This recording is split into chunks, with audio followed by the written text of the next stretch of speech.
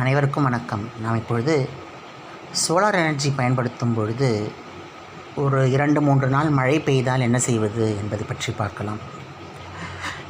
திடீரென்று மேகமூட்டமாக இருக்கின்றது, 2-3 நாளுக்கு பவர் இல்லை.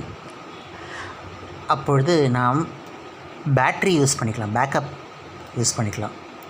பகலில் பூரா சோலார் எனர்ஜி எடுத்துக்கிற மாதிரியும் இரவில் பேட்ரி பவர் யூஸ் பண்ணுற மாதிரியும் வச்சுக்கலாம். அந்த மாதிரி வச்சுக்கக்குள்ளே நமக்கு பவர் தடையின்றி கிடைக்கும். அந்த பேட்ரி பவர் வச்சுருக்கக்குள்ள நம்ம அதையும் ரீசைக்கிள் பண்ண முடியும். Nickel cadmium battery, acid battery போன்ற பேட்ரிகளை நாம் யூஸ் பண்ணும் பொழுது நமக்கு பவர் கிடைத்து கொண்டே இருக்கும். காலைல சோலார் எனர்ஜினால் சார்ஜ் ஆகக்கூடிய அந்த பேட்ரி இரவு முழுவதும் நமக்கு பவரை தரும். அந்த மாதிரி நம்ம சர்க்யூட் செய்யணும்.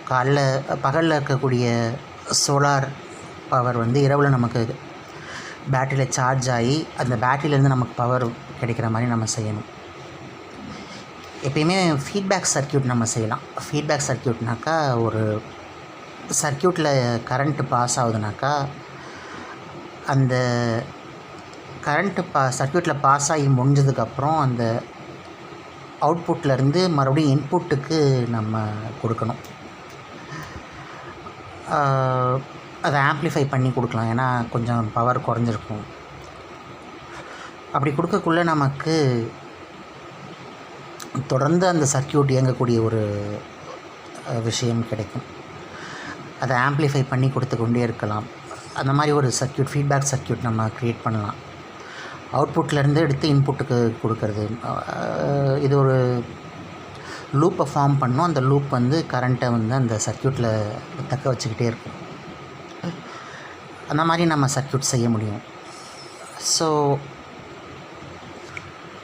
ஒரு தடவை ஒரு சர்க்யூட்டில் பவர் இறங்கிடுச்சுனாக்கா அந்த பவரே யூஸ் பண்ணி அந்த சர்க்யூட்டை இன்ஃபைனைட் அமௌண்ட் ஆஃப் டைமுக்கு நம்மளால் ஒர்க் பண்ண வைக்க முடியும். அந்த மாதிரி நம்ம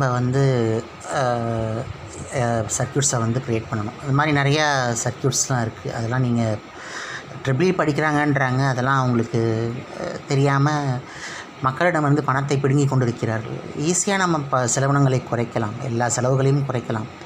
டெக்னாலஜி யூஸ் பண்ணி செலவுகளை குறைக்க வேண்டுமே தவிர டெக்னாலஜி யூஸ் பண்ணி செலவுகளை அதிகரிக்கக்கூடாது. அப்படி யாராவது செய்கிறார்கள் என்றால் அவர்கள் திருடர்கள் என்று நாம் புரிந்து கொள்ள வேண்டும்.